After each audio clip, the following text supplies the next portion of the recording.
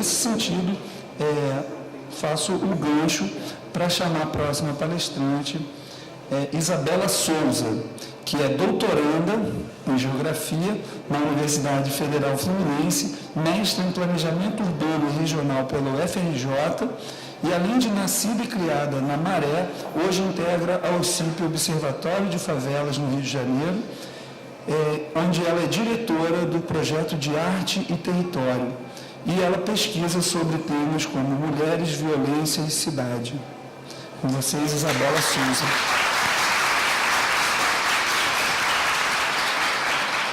Olá, bom dia. Então, vou tentar um desafio aí de falar a partir dessa perspectiva do observatório. A primeira coisa que eu queria dizer é que a expressão Rio de Janeiro está em disputa, assim como a expressão cidade está em disputa. Então, há um dizer hegemônico, Rio de Janeiro, que tem mais poder de poder dizer. E, naturalmente, esse dizer mais hegemônico, que eu acho que o colega, quando traz toda a história da organização e da construção da nossa cidade do ponto de vista da geografia, ele institui as formas como a cidade é produzida, realizada, planejada, organizada, construída, enfim. Então, de cara, a gente não tem uma cidade planejada e organizada para a convivência, que é o ponto, eu acho, dessa nossa mesa.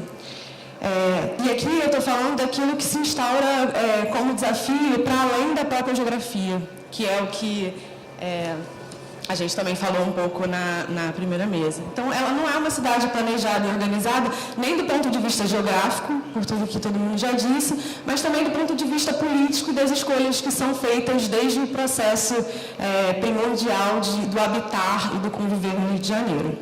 Assim, o acesso, a circulação, a mobilidade de maneira geral, são desiguais. Né? É quase que uma premissa, assim, é quase que se constrói como premissa. E respondem a esse planejamento que é imposto, efetivado e se transforma em políticas para a organização da cidade. Que é, como eu vou reforçando isso várias vezes, porque é quase um mantra, que é um projeto de poder mesmo, né? Que responde a escolhas que vêm de um dizer hegemônico sobre o significado de cidade, de Rio de Janeiro, por aí vai. Então, todas as outras formas de vida na cidade, de vivência da cidade, de existência na cidade, de trabalho na cidade, de habitação, enfim, tudo prática cultural, tudo isso é construído em processo de disputa, né? E aí são sempre processos de disputa entre si. Eu chamo isso, assim, do ponto de vista da pesquisa mesmo, de dizeres menores.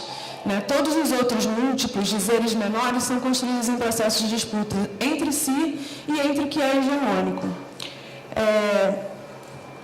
E são processos de luta mesmo, insistência. E eu não estou falando de resistência, estou falando de luta e estou falando de existência. E aí, seguindo esse plano de dominação aí desse dizer hegemônico, desse projeto hegemônico, tem um forte investimento em comunicação sobre esse dizer. E aí, refletindo tudo isso, naturalmente a gente chega, eu acho que é o principal gancho, talvez que eu possa mais contribuir aqui nessa mesa, na construção de que favelas e seus habitantes são problemas. Então, a gente pega um possível problema urbano, de produção da cidade, e transforma isso num problema de todos os outros pontos de vista possíveis. E aí eu chego no Observatório de Favelas. A gente é uma organização da sociedade civil, de interesse público, a gente existe há 16 anos, a nossa sede é na Maré, mas a gente atua na escala latino-americana, sempre pensando e produzindo ações que incidam na cidade, mas a partir dessa perspectiva. Então, a gente olha a cidade, olha a sociedade, enfim, tenta incidir de alguma forma, tendo como perspectiva esse nosso olhar a partir da favela. Então, a gente não é uma organização da favela, a gente não existe para a favela, a gente existe para a cidade, a gente existe para a sociedade, só que essa é a nossa referência, esse é o nosso lugar de olhar e contribuir com o debate. Então, o trabalho que a gente vem desenvolvendo nesse período todo, tanto do ponto de vista da comunicação, quanto do eixo que eu acompanho mais de perto, que são ações no campo da arte e do território, quanto do ponto de vista do direito à vida e da segurança pública, são tentativas de disputar essa narrativa. de multiplicar essa narrativa. Então, são movimentos que problematizam naturalmente esse projeto hegemônico e é nesse sentido que a gente tenta multiplicar esse olhar e, enfim, criar representações sobre os espaços populares que sejam menos a partir da perspectiva do poder e mais da perspectiva de quem vive.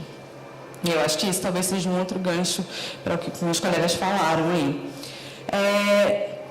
Isso com a perspectiva que o nosso objetivo máximo é incidir em política pública.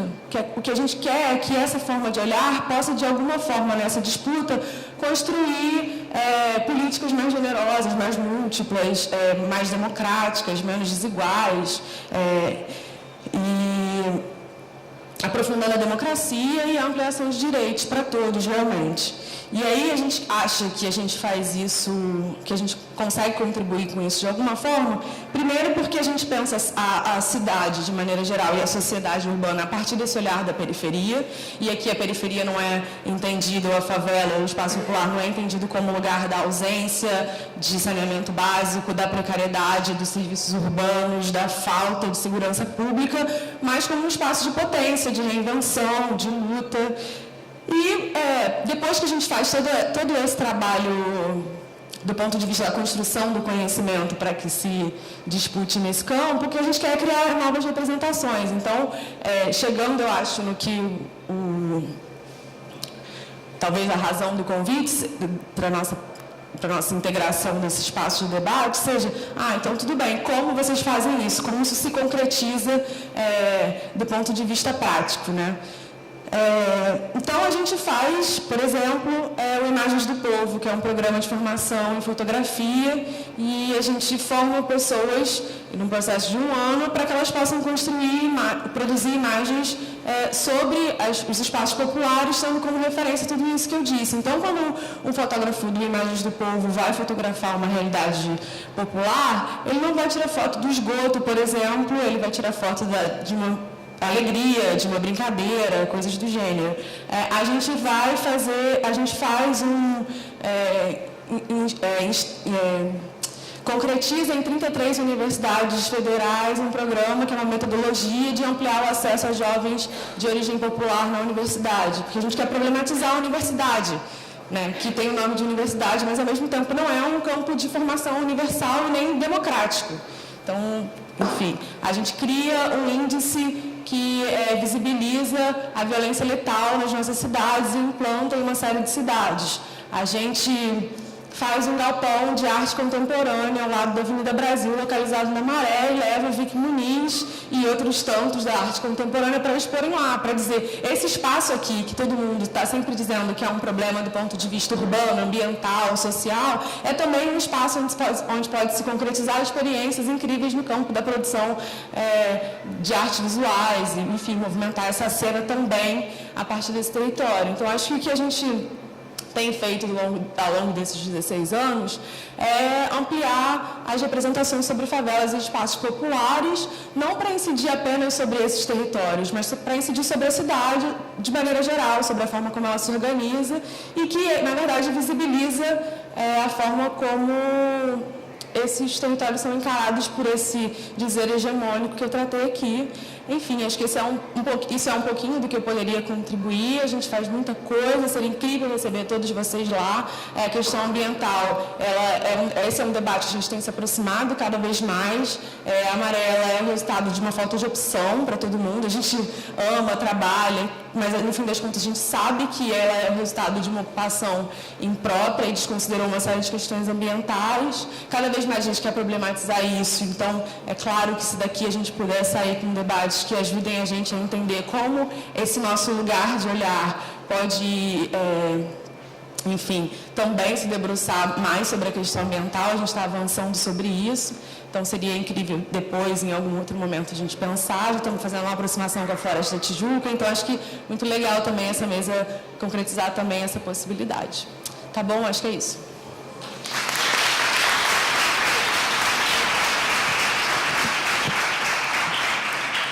Muito obrigado, Isabela.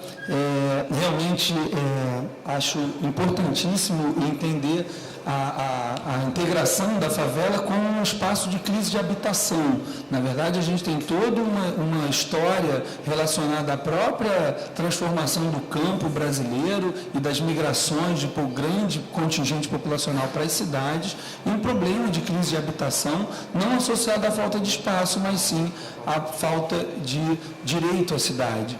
Na verdade, a construção da cidade que não dá direito a uma grande massa de pessoas que se mantêm excluídas, particularmente no município do Rio de Janeiro, 1/3 da população vive em favelas. E é sim, do ponto de vista da problemática de planejamento, um erro urbanístico, né? E que não deve ser considerado como algo naturalizado, como a gente naturaliza e coloca até na abertura das Olimpíadas, como foi feito.